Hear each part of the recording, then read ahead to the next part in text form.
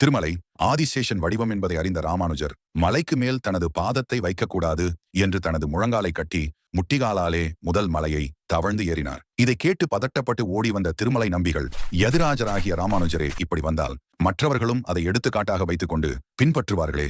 மேலும் ஒரு தாயின் மடியில் குழந்தை எப்படி தனது காலை போட்டுக் கொள்கிறதோ அதுபோல் திருமலையை தனது தாயாக எண்ணி தயவு செய்து நடந்து வாருங்கள் என்று ராமானுஜரிடம் வேண்டினார். இதை கூற யாரையாவது சிறியவரை அனுப்பி இருக்கலாமே என ராமானுஜர் கேட்க, இருக்கிறவர்களுக்குள்ளே நான் தான் சிறியவன், அதனால் தான் வந்தேன் என்று மிகுந்த பணிவுடன் நம்பிகள் பதிலளித்தார். சில அடியார்கள் எல்லாம் ராமானுஜர் கீழ் திருப்பதியில் இருக்கும்போது ராமர், லக்ஷ்மணர், சுக்ரீவன், அங்கதன், ஹனுமான் ஆகியோருடைய திருமேனி எல்லாம் அவரிடம் கொண்டு வந்து சமர்ப்பித்தனர். மேல் திருப்பதிக்கு வந்த ராமானுஜர் ராமனை சீதையோடு சேர்த்து லக்ஷ்மணன், ஆஞ்சநேயர் எல்லோரோடும் திருப்பதி பெருமாள் எழுந்தருளி இருக்கும் கருவறையில் பிரதிஷ்டை செய்தார்.